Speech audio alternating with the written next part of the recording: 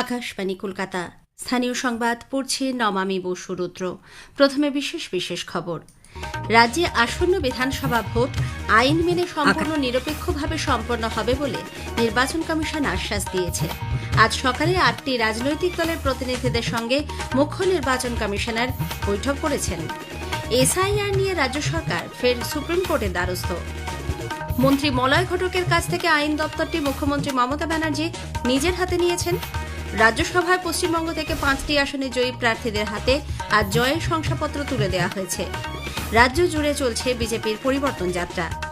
বেশ কয়েকটি জেলায় ঝোড়ো হাওয়া সহ বিক্ষিপ্তভাবে হালকা থেকে মাঝারি বৃষ্টির সম্ভাবনা রয়েছে বলে আলিপুর আবহাওয়া দপ্তর জানিয়েছে। আসছে বিস্তারিত খবরে। রাজ্যে আসন্ন বিধানসভা ভোট আইন মেনে সম্পূর্ণ নিরপেক্ষভাবে সম্পন্ন হবে বলে নির্বাচন কমিশন আশ্বাস দিয়েছে। পাশাপাশি এসআইআর প্রক্রিয়াও নিরপেক্ষভাবেই পরিচালিত হচ্ছে বলে কমিশনের দাবি। রাজ্য সফররত মুখ্য নির্বাচন কমিশনার জ্ঞানেশ কুমার আজ বিভিন্ন রাজনৈতিক দলের সঙ্গে বৈঠকে একথা স্পষ্টভাবে জানান। বৈঠকে কমিশনের পূর্ণাঙ্গ বেঞ্চের তরফে জানানো হয়েছে, ভোটার তালিকা সংশোধনের ক্ষেত্রে নির্দিষ্ট নিয়ম মেনেই কাজ করা হচ্ছে। কোনো নাম বাদ দেওয়া বা নতুন নাম অন্তর্ভুক্ত করার জন্য নির্দিষ্ট 3 ধরনের ফর্ম রয়েছে। যাদের নাম তালিকা থেকে বাদ পড়েছে তারা প্রয়োজনীয় নথি সহ সংশ্লিষ্ট ফর্ম জমা করলেই বিষয়টি পুনর্বিবেচনা করা হবে। আজ সকালে 8টি রাজনৈতিক দলের প্রতিনিধিদের সঙ্গে বৈঠক করার পর মুখ্য নির্বাচন কমিশনার জ্ঞানেশ কুমার জেলা প্রশাসনের আধিকারিক এবং বিভিন্ন কেন্দ্রীয় আইন বলবৎকারী সংস্থার প্রতিনিধিদের সঙ্গেও বৈঠক করেন। সেই বৈঠকে 3টি কেন্দ্রীয় সংস্থার কাজকর্ম নিয়ে অসন্তোষ প্রকাশ করেন তিনি। রাজ্যের আবগারি দপ্তরকেও সতর্ক করা হয়েছে বলে কমিশন সূত্রে জানা গেছে। নির্বাচন চলাকালীন মদের উৎপাদন ও বিক্রি যাতে অস্বাভাবিকভাবে না বাড়ে সে বিষয়ে বিশেষ নজর রাখতে বলা হয়েছে।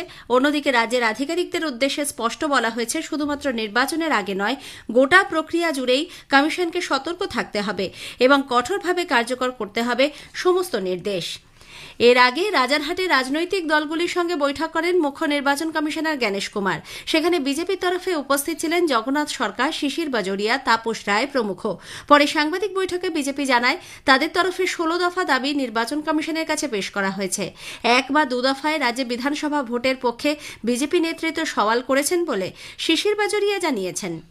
আমাদের রিকোয়েস্ট হচ্ছে 1 দফায় ভোট, ম্যাক্সিমাম 2 দফা। আর এই যে আগে 7-8 হতো, তার কোনো ভালো রেজাল্ট হতো না। 1 দফা হলে 7 দিনের মধ্যে, 2 দিন হলেও 7 দিনের মধ্যে ভোট হয়ে যাবে। এদিন বিজেপির তরফে অভিযোগ করা হয়, ধর্মতলায় তৃণমূল কংগ্রেসের ধর্ণা মঞ্চ থেকে মুখ্য নির্বাচন কমিশনার জ্ঞানেশ কুমারকে হুমকি দেওয়া হচ্ছে। এ থেকেই প্রমাণিত রাজ্যে সংবিধানের অস্তিত্ব বিপন্ন। অন্যদিকে শাসক দল তৃণমূল কংগ্রেসের তরফে মন্ত্রী চন্দ্রিমা ভট্টাচার্য, ফিরহাদ হাকিম, রাজ্যসভায় প্রার্থী প্রাক্তন ডিজি রাজীব কুমার উপস্থিত ছিলেন। সাংবাদিকদের কাছে চন্দ্রিমা ভট্টাচার্য অভিযোগ করেন, বৈঠকে জ্ঞানেশ কুমারের সঙ্গে তাঁর উত্তপ্ত বাক্য বিনিময় হয়েছে। We had not gone there to shout. We were not shouting. We were humbly stating our whatever points we have. We were humbly placing those points. CPIM এর প্রতিনিধি দলে ছিলেন দলের রাজ্য সম্পাদক মোহাম্মদ সেলিম এবং শ্রমিক লাহিড়ী। 60 লক্ষ ভোটারকে বিচারাধীন রেখে কোনোভাবেই নির্বাচন সম্ভব নয় বলে মন্তব্য করেন মোহাম্মদ সেলিম।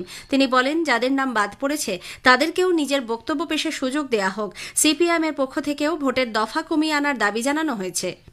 আমরা নির্দিষ্ট দাবি করেছি, 1 দফায় ভোট হওয়া উচিত, খুব বেশি হলে 2 দফা, তার বেশি নয়। কারণ এই প্রশাসনিক আর এই মস্তান গুন্ডাকে দিয়ে করায়।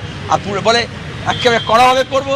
তামান্না খুন হলো উপনির্বাচনে, আপনার সিও, আপনার ডিএম, ইয়ারও, কেউ রিটার্নিং অফিসার আরও একটা এফআইআর করেছে, খুন হয়ে গেল ভোটের দিনে গণনা চলতে চলতে। তাহলে কি করে হবে? শুধু ঘোষণা করলে হবে না।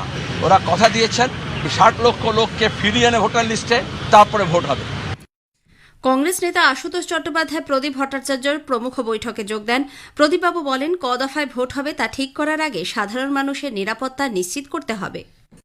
আমরা বলেছি, আগে আমাদের প্রোটেকশন ক দফায় দিতে পারবেন বলুন। যদি 1 দফায় দিতে পারেন 1 দফায় করুন, যদি 2 দফায় করতে পারেন 2 দফায় করবেন, 3 দফায় করতে গেলে 3 দফায় করবেন। It depends on you.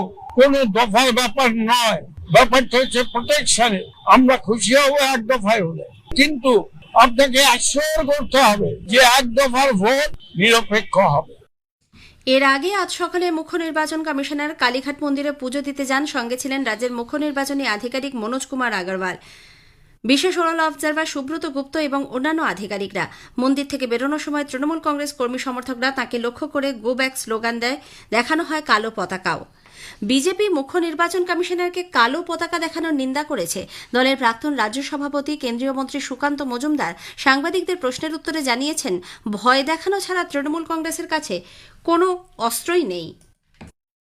দেখুন, এই মুহূর্তে মমতা বন্দ্যোপাধ্যায় আর তৃণমূল কংগ্রেসের হাতে ভয় ছাড়া তো কোনো অস্ত্র নেই। হয় ভোটারদেরকে ভয় দেখাচ্ছে, কখনো পুলিশ অফিসারদেরকে, ডাব্লিউবিসি অফিসারদেরকে ভয় দেখাচ্ছে, কখনো মুসলিম কমিউনিটির ভয় হিন্দুদেরকে দেখাচ্ছে মিক্স এলাকাতে, আর তার সাথে সাথে নির্বাচন কমিশনকে ভয় দেখানোর চেষ্টা করছে। নির্বাচন কমিশনকে ভয় দেখিয়ে ভাবছে যে নির্বাচন কমিশন কাজ বন্ধ করে দেবে, এসআইআর বন্ধ করে দেবে। নির্বাচন কমিশন এসআইআর করছেন, এ তো একটি সাংবিধানিক সংস্থা, এটা কোনো পার্টির সংস্থা নয়। সে প্রতি নির্দিষ্ট সময় অন্তর অন্তর, কখনো 15 বছর, কখনো 12 বছর পরপর তো এসআইআর হয়েছে, এর আগেও হয়েছে, প্রথমবার হচ্ছে এরকম তো নয়, আগামী দিনে ভবিষ্যতেও হবে। পশ্চিমবঙ্গে এসআইআর নিয়ে ফের সুপ্রিম কোর্টের দ্বারস্থ হয়েছে রাজ্য। প্রধান বিচারপতি সূর্যকান্ত ও বিচারপতি জয়মাল্য বাগচির বেঞ্চে রাজ্যের আইনজীবী মানিকা গোস্বামী জানান, আগের ভোটার তালিকায় নাম থাকা সত্ত্বেও যেসব ভোটারের নাম বাদ পড়েছে তাদের বক্তব্য শোনা হোক। এর প্রেক্ষিতে প্রধান বিচারপতি জানিয়েছেন, ইআরওদের নির্দেশে আদালত হস্তক্ষেপ করতে পারে না।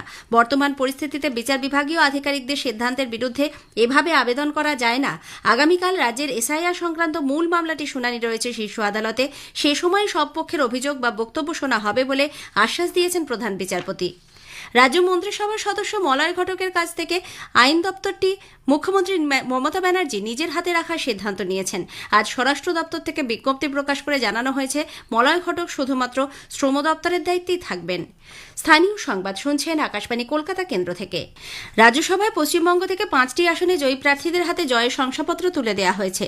নির্বাচনের পর আজ বিনা প্রতিদ্বন্দ্বিতায় জয়ী হন তৃণমূল কংগ্রেসের বাবুল সুপ্রিয়, কোয়েল মল্লিক, রাজীব কুমার, মেনকা গোস্বামী এবং বিজেপি প্রার্থী রাহুল সিনহা। জয়ের শংসাপত্র পাওয়ার পর বিজেপি নেতা রাহুল সিনহা জানিয়েছেন, দেশ, রাজ্য, মানুষের প্রতি কর্তব্য পালনের অঙ্গীকার নিয়ে তিনি সংসদে যাবেন।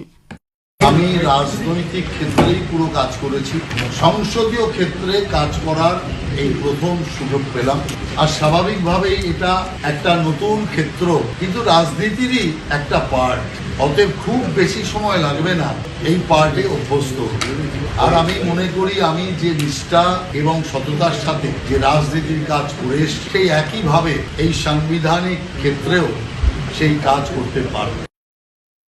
রাজ্য জুড়ে বিজেপির পরিবর্তন যাত্রা চলছে। কোচবিহারের হলদিবাড়ি বাজারে বিরোধী দলনেতা শুভেন্দু অধিকারী ধর্মতলায় মুখ্যমন্ত্রীর ধর্ণা কর্মসূচির সমালোচনা করেন। নদিয়ার নাকাশিপাড়া থেকে শুরু হওয়া পরিবর্তন সংকল্প যাত্রা আজ সন্ধ্যায় কৃষ্ণনগর পৌঁছয়। বাঁকুড়ার পরিবর্তন যাত্রায় উপস্থিত ছিলেন কেন্দ্রীয় শিক্ষা প্রতিমন্ত্রী সুকান্ত মজুমদার। পূর্ব বর্ধমানের কালনা থেকে মন্তেশ্বর হয়ে মেমারি বামনপাড়া পর্যন্ত আসে বিজেপির আরও একটি পরিবর্তন যাত্রা। সেখানে উপস্থিত দলের নেতা দিলীপ ঘোষ মুখ্যমন্ত্রীর সমালোচনা করে বলেন, যে কোনো ইস্যুতেই ধর্ণা দেওয়া মুখ্যমন্ত্রীর স্বভাব হয়ে গেছে।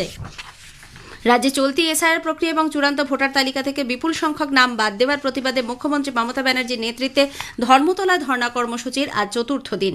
তৃণমূল কংগ্রেস নেত্রী আজ একাধিকবার সেখানে বক্তব্য রেখেছেন। রাজ্যে বেশ কয়েকটি জেলায় ঝোড়ো হাওয়া সহ বিক্ষিপ্তভাবে হালকা থেকে মাঝারি বৃষ্টির সম্ভাবনা রয়েছে বলে আলিপুর আবহাওয়া দপ্তর জানিয়েছে। সাম্প্রতিক র্যাডার পর্যবেক্ষণে আজ সন্ধ্যা নাগাদ কলকাতা সহ বেশ কিছু জেলাতে হালকা থেকে মাঝারি বৃষ্টির সম্ভাবনা রয়েছে। সারাদিন মোটের ওপর আকাশ মেঘলা থাকায় আজ সর্বোচ্চ তাপমাত্রা রেকর্ড করা হয়েছে 31 ডিগ্রি সেলসিয়াস, স্বাভাবিকের থেকে যা 2 ডিগ্রি কম। শেষ করার আগে স্থানীয় সংবাদের বিশেষ কিছু অংশ আরও একবার।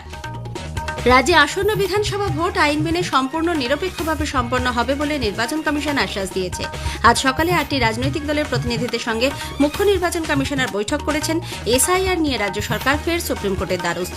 স্থানীয় সংবাদ শেষ হলো, এরপর খেলার খবর 8টা বেজে 10 মিনিটে।